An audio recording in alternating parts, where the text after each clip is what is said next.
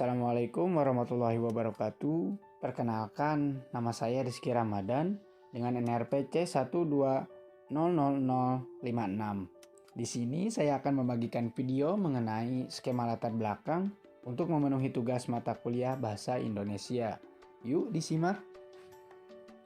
Pertama ada pengertian latar belakang. Latar belakang adalah halaman yang ditulis oleh penyusun, baik penyusun buku atau laporan karya ilmiah, yang secara garis besar memberikan pemahaman kepada pembaca terkait tujuan dan keinginan penulis. Penulis latar belakang yang baik ditulis sejelas mungkin dan sesuai dengan fakta. Selanjutnya, ada tujuan latar belakang.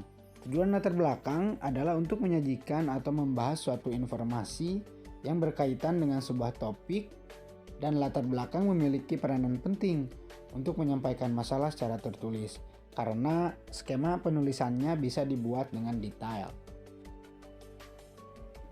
Dan yang selanjutnya ada struktur latar belakang. Struktur latar belakang yang pertama memiliki identifikasi, dan yang kedua memiliki fakta masalah. Ketiga, tentukan fokus masalah, dan yang terakhir memperjelas masalah. Lalu ada ciri-ciri latar belakang. Yang pertama, ada dasar pemahaman untuk pembaca, perlu data yang dihasilkan, memiliki kondisi yang ideal, solusi diberikan singkat, muncul perbandingan, dan adanya penyempurnaan. Dalam membuat latar belakang, tentu memiliki cara. Yang pertama, mendeskripsikan topik penelitian, temukan fenomena, mengidentifikasi masalah, fokus hanya pada satu masalah, kumpulkan penelitian sebelumnya, dan yang terakhir mencari dukungan berdasarkan teori ahli. Lalu di sini saya akan membagikan satu contoh bagaimana latar belakang dalam makalah yang berjudul Memperbaiki dan Meningkatkan Kompetensi Sumber Daya Manusia. Menurut Prasetya 2002, pengembangan SDM yang dilakukan setidaknya didasarkan pada pemahaman sebagai berikut. Pertama, pengembangan sumber daya manusia dapat dilakukan melalui jalur pelatihan dan non-pelatihan. Misalnya, jalur pelatihan berupa seminar, lokakarya, dan lainnya. Kedua, pengembangan sumber daya manusia tidak harus menghasilkan hasil yang dapat langsung diamati dan dinikmati. Pengembangan SDM biasanya membutuhkan waktu lama. Dan yang ketiga, pengembangan sumber daya manusia adalah investasi yang cepat atau lambat akan membuahkan hasil dan tidak boleh dilihat sebagai pengeluaran atau pemborosan.